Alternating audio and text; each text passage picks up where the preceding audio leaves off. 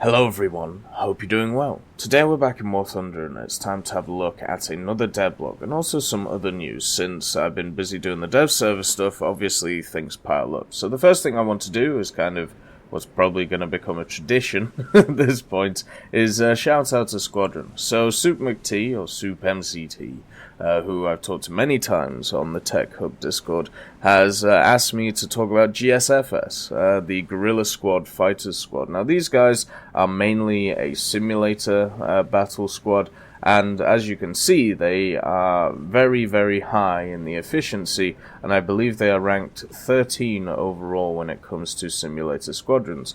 Now, the requirements are basically, to play simulator, obviously be on Discord, and talk to KMiller922, who I believe you can find on the Tech Hub, and he will be able to point you in the right direction in order to join the squadron.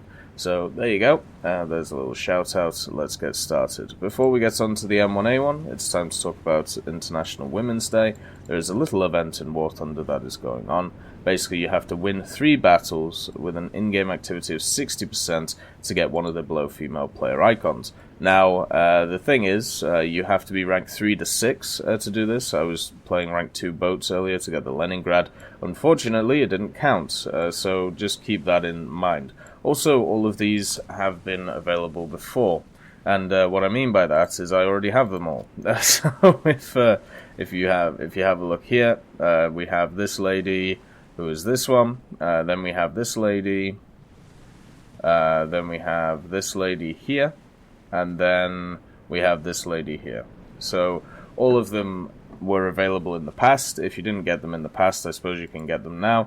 I generally am okay with these types of events. It would be nice if every time they added another one. So for players like myself who have ground them out before, there could be an option to get something new, but it's still nice, There's also a competition called Spring Dress, and basically it's time to change your camouflage from winter to something spring-themed, create a bright and festive camouflage for aircraft and ground. And the winners of these categories that you can see here can actually get yourself a choice between 3 packs: the Object 120, the Z20 Carl-Goster, and the G55S.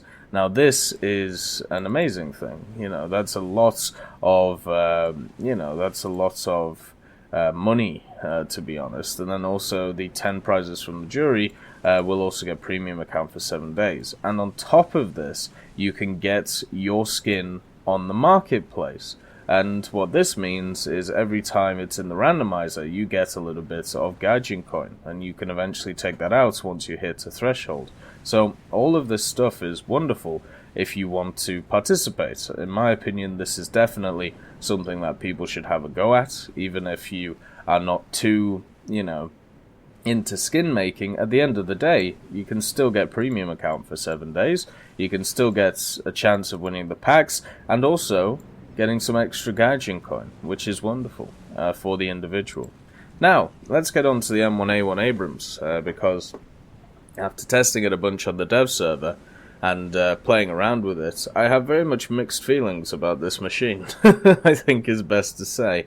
Well, first of all, if we look at the ammo that is on offer for the M1A1, obviously the big difference between this and the IPM1 is the gun. And that's pretty much the only difference when we look at it from a standpoint. The reason for this is because it has the IPM1 turret. They confirmed it in this dev blog here, and to compensate for the extra weight of the gun and everything else, it has a slightly more powerful engine. So when we're talking about maneuverability, when we're talking about armor protection, it is pretty much exactly the same as the IPM1. So the only thing that is different between this and the IPM1 is the 120mm. So, and what is different between the 105 and the 120 is that this gets access to a better APFSDS round and an okay Heat FS round. You have the 650mm penned Heat FS round, which will be good against targets which are low BR than you, but pretty useless against some of the competition that we're seeing at 10-0 right now. And the kinetic round is the best in the game. and it's the best by around about 10 millimeters. So we're not talking about a ton of difference between it and other vehicles. But the problem is with the M1A1 Abrams is when you compare it to the other upgrades that some of the other nations are getting, it doesn't feel that big of an upgrade. And I know a lot of people will turn around and say, well, the Americans have dominated for a long time with the M1 Abrams, the IPM1, the Sergeant York, the helicopters, the FJ4B, and you'd be completely correct. But apart from the dominating part, I think depending on what community you talk to, they're being oppressed by another community. So the German players will say the American players are oppressing them. The American players will say the German players are oppressing them, and then the Soviet players will say that everybody is oppressing them, and then the British players will be crying in a corner somewhere, and the Japanese players will be just hoping for a vehicle. So it's really interesting seeing the dynamics between the people who only solely play one nation. As somebody who tries to play all aspects of the game, I never really have understood it, apart from my interactions with others. But it is definitely interesting. When you look at the T80U, it is an upgrade over the T80 that we already have in game, but it is an upgrade in every single regard. It's an upgrade in armor, it's an upgrade in gun, it's an upgrade in maneuverability. When you look at the Leopard 2A5, it isn't really an upgrade in mobility, but it is slightly better than the 2A4. Massive upgrade in armor, and once again, massive upgrade in armament. The Challenger 2 can be argued that its armor is better, even though it has the same issues as the Challenger 1. When it comes to maneuverability, it's not really an upgrade, and then when it comes to its gun, it is an upgrade. So you pretty much have the Challenger 2 being in the same situation as this Abrams here, where it is an upgrade, but it doesn't feel as much of an upgrade as the Soviet and the German machines that we saw on the dev server. Now there is one thing to point out, as always, which is something that a lot of people have criminally overlooked. I made sure to mention it in my Leopard video, because I think it is incredibly important to say. So, one of the known bugs is that the M1A1, the Challenger 2, the Leopard 2A5, and the Ariete C1P tanks armor model is in being configured and modified, and then the new vehicles from the update 1.87 may have inaccuracies in the characteristics and armor settings. So, because of that, because I think they're trying to add in this new system that they have on the T80, with the armor where you kind of just click anywhere and it'll tell you a different value. But that is something that cannot be forgotten.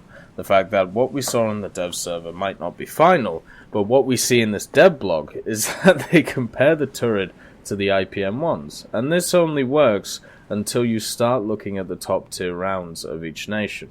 Now, we know that in game the BR spread can go up to 10.7. We don't have any 10.7 vehicles, we don't have any 10.3 ones, and I have a personal feeling that what they're going to do is after a month or two, like they kind of do, they always do, they're going to change the BRs of vehicles like this, so they're going to be higher. The reason to put them lower in the first place is so they can It's so they can face stuff, pretty much. And then once people have, started getting modifications, started playing them a lot, then they'll put them up in BR. And it makes sense from a standpoint of trying to get them players, so they don't end up like, top tier like cruisers, not being able to get into matches. And when it comes to the M1A1, I'm wondering if this is going to be a 10.3, and then something like a 2A5 is going to be a 10.7. I don't see this to be comparable to the Leopard 2A5. I talked about this on the dev server. If in the current states that we see, the vehicles that come out from the dev server, then what we have is a two-tiered system. We have the T80B, the M1A1 Abrams, and the Challenger 2 all on pretty much the A tier. And then you have the Leopard 2A5 on the S tier. And the reason for this is literally the 2A5's armor, which makes it completely different to the M1A1 Abrams. The M1A1 Abrams against the Leopard 2A5, which, remember, the two most popular countries in the game, at least from the NA side of things, are the Americans and the Germans, right? Which is why they fight each other a lot. So they need to be compared. The biggest difference is that the M1A1, with the most powerful APFSDS round in-game, can only pen two small areas of the Leopard 2A5 on the front. It can pen its turret ring, which is hard to hit with the pyramids, and it can pen its lower glacis. It cannot pen its lower glacis, it can only pen its lower glacis. So you have two very, very accurate shots you have to make. Whereas the Leopard 2A5 can just look at you and pen you anywhere. Because, first of all, if we have a look at this area here, it can pen this.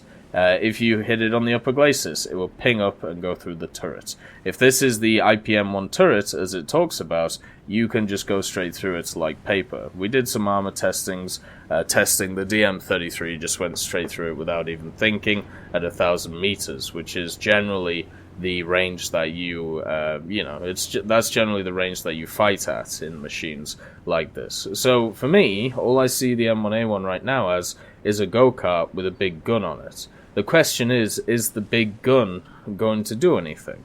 Right? Is it going to be the deciding factor? And right now, with the way that the armor is on some of the vehicles, no, not really. If you look at the T80, the T80 has really strong armor, right? It still has the same weak spots as the other T80. So if you aim with the 105mm at the T80U, you will still pen the weak spots. The M1A1 Abrams, with its extra penetration, doesn't really give you more chance of penning those weak spots, because you could already pen them. So what are you looking at from the upgrade of this gun? Well, you're looking at the fact that it can pen slightly more on the upper glacis, and that's it, which is covered in Contact 5. So it's a little bit of an improvement there. The Challenger 2, it has the same weak spots once again as both sets of guns, so once again, the upgrade of the gun isn't that much, and the Leopard 2A5 is exactly the same. The weak spots of it can be penned by the 105. So it's just kind of interesting that we're getting an upgraded Abrams, but I'm not seeing the benefit of it right now because of the fact that, we've had this jump in technology once again. Now, I'm wondering, I've seen a lot of people asking for the M1A1 HA already, and, asking for a comparable vehicle to the Leopard 2A5, because if we look at general technology, this is a good 5 years behind, the Leopard 2A5, if not more. And understand, in tank terms, especially modern day, that is a long time when it comes to, the major nations which are competing for tank designs. And I can understand what people are saying, but then you just end up with two broken tanks at top tier.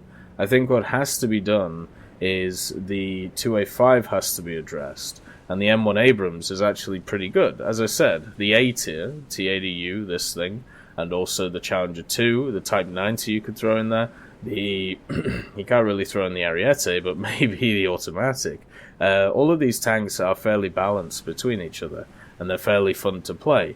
The problem is the 2A5. So if the 2A5 can be, not really fixed, but if it could be, if we could actually find a solution for it, whether it be through weak spots or whether it be through its armor, then we can see a very balanced top tier.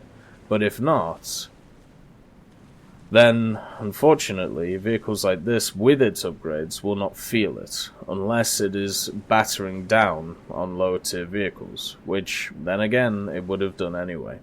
It's an interesting idea, and we'll definitely have to see when it comes to live. I've never seen such a power imbalance at top tier between two very popular vehicles before. I know a lot of people will point out the M1 Abrams and the 2K. Well, that was just two vehicles that could easily pen each other fighting each other.